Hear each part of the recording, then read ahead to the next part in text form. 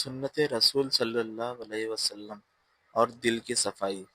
انس بن مالک رضی اللہ عنہ کہتے ہیں کہ مجھ سے رسول اللہ صلی اللہ علیہ وسلم نے فرمایا، بیٹے، اگر تم سے ہو سکے کہ صبح اور شام اس حالت میں گزارو کہ تمہارے دل میں کسی کے لیے بھی کوئی کڑھن نہ ہو تو ایسا کرو۔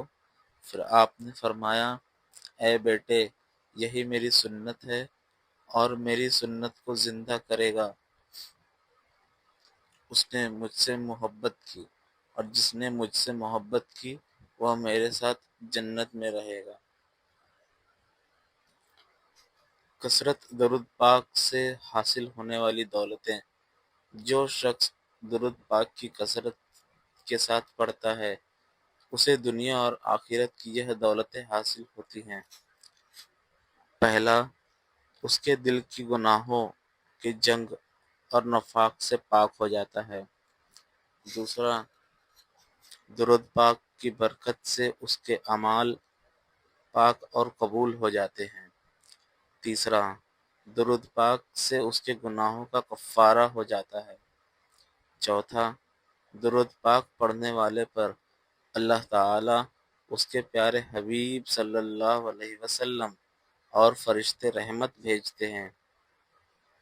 پانچواں، کثرت درود پاک سے اللہ تعالی اور رسول کا قرب حاصل ہوتا ہے۔ چھٹا، جو شخص درود پاک کو اپنی زندگی کا وظیفہ بنا لے اسے اس کے دنیا اور آخرت کے تمام کاموں میں کفارگی کر دی جاتی ہے۔ ساتواں، درود پاک پڑھنے والے کی محبت لوگوں کے دلوں میں پیدا کر دی جاتی ہے۔ آٹھواں، قیامت کے دن درود پاک پڑھنے والے کو اللہ کے غضب سے امان، عزت اور اس کی پناہ نصیب ہوگی۔ 9، درود پاک پڑھنے والے کے لیے استغفار کیا جاتا ہے۔ 10، درود پاک ایک عجیب عبادت ہے اور کثرت سے پڑھنے والا جنت کا حقدار بنتا ہے۔ پردہ رہنے دے۔ رسول اللہ صلی اللہ علیہ وسلم نے فرمایا، میری تمام امت کو معافی مل جائے گی سوائے ان لوگوں کے جو گناہ کھل کر کرنے والے ہیں۔ کھل کر کرنے والوں میں یہ شامل ہے کہ کوئی بندہ رات کو کوئی کام کرے، پھر اللہ تعالی نے اس پر پردہ ڈال دیا ہو، لیکن وہ صبح اٹھ کر کہے، اے فلاں، میں نے کل رات یہ کام کیا، حالانکہ اس نے رات گزار دی اور اس کے رب نے اس پر پردہ ڈال رکھا تھا، لیکن صبح وہ خود ہی اپنے رب کے ڈالے ہوئے پردے کو اٹھا دیتا ہے۔ حضرت عائشہ رضی اللہ عنہا اور رسول اللہ صلی اللہ علیہ وسلم کا واقعہ۔ ایک بار کا واقعہ ہے، حضرت عائشہ رضی اللہ عنہا بہت کم عمر کی تھیں اور کھیل کود پسند کرتی تھیں۔ ایک دن رسول اللہ صلی اللہ علیہ وسلم نے دیکھا کہ حضرت عائشہ رضی اللہ عنہا اپنی سہیلیوں کے ساتھ کھیل رہی ہیں۔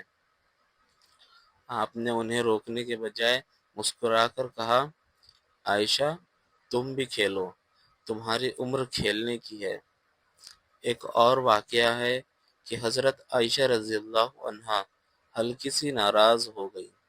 رسول اللہ بہت نرمی اور پیار سے ان کے غصے کو شانت کرتے اور کبھی کہتے، عائشہ، جب تم خوش ہوتی ہو تو تمہارے الفاظ الگ ہوتے ہیں، اور جب ناراض ہوتی ہو تو الگ، لیکن میں تمہاری ہر حالت کو پہچان لیتا ہوں۔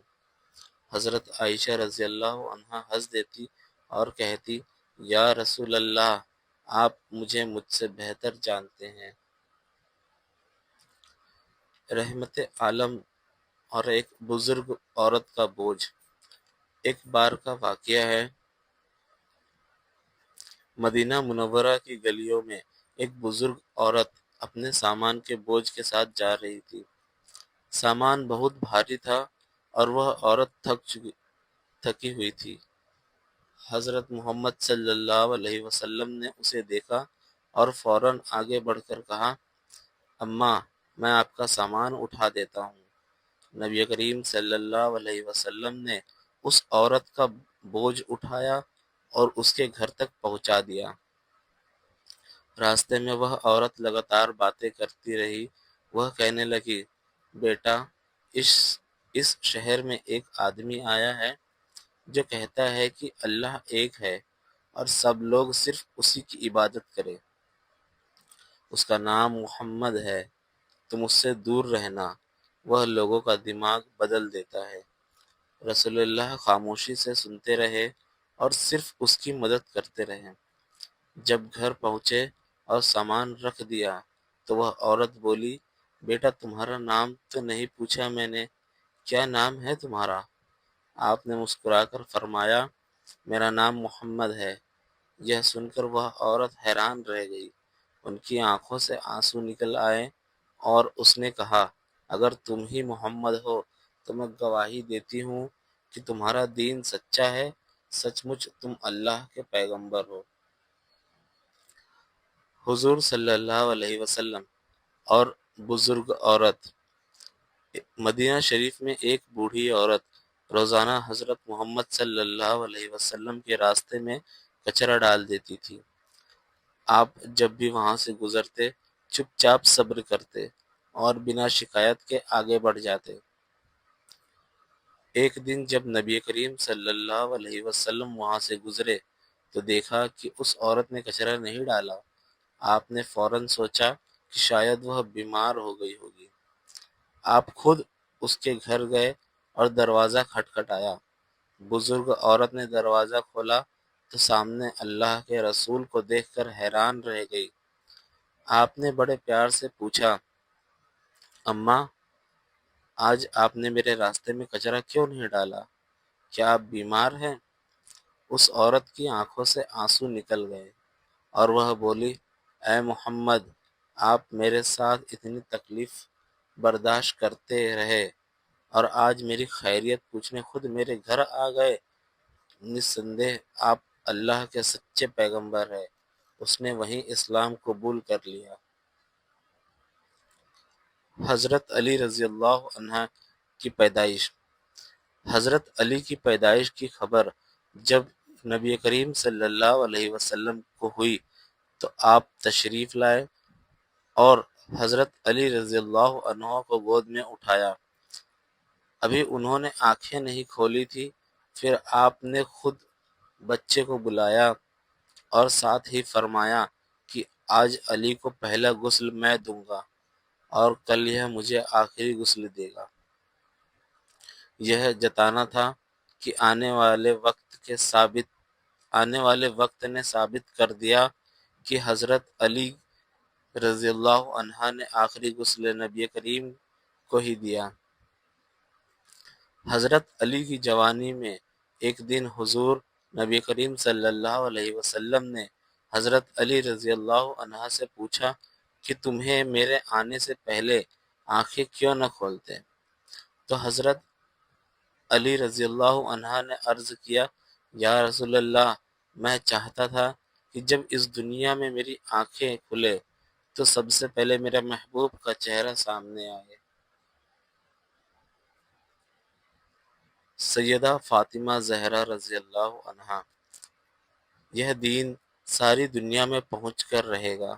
ایک مرتبہ حضرت رسول اللہ صلی اللہ علیہ وسلم سفر سے واپس تشریف لائے اور اپنی ازواج مطہرات رضی اللہ عنہا کے گھروں سے پہلے حضرت فاطمہ رضی اللہ عنہا کے گھر تشریف لے گئے تو حضرت فاطمہ نے اپنے گھر کے دروازے پر حضور کا استقبال کیا اور آپ کے چہرے پر تھکاوٹ اور آنکھوں کو تھکان لینے کی علامت دیکھ کر رونے لگیں۔ حضور نے اتفاق فرمایا، بیٹی، تم کیوں رو رہی ہو؟ تو حضرت فاطمہ نے عرض کیا، یا رسول اللہ، آپ کو اس حالت میں دیکھ کر رو رہی ہوں۔ آپ کا رنگ سفر کی مشقت کی وجہ سے بدل گیا ہے۔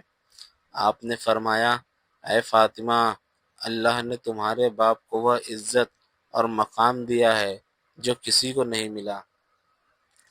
اے بیٹی، اللہ کی قسم، یہ دین ہر گھر میں اور ہر کچے گھر اور پکے گھر میں ضرور داخل ہو کر رہے گا۔ کوئی بھی گھر اسلام سے خالی نہ رہے گا۔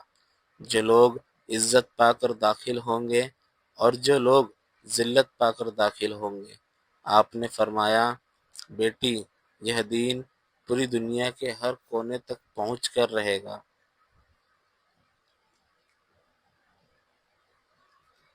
سیرت رسول صلی اللہ علیہ وسلم، کلام اور خاموشی۔ رسول اللہ صلی اللہ علیہ وسلم ضرورت کے مطابق ہی بات چیت کرتے تھے۔ دوسرا، آپ بیکار کی باتوں سے بچتے تھے اور اپنے ساتھیوں کو بھی ایسا ہی کرنے کی ہدایت دیتے تھے۔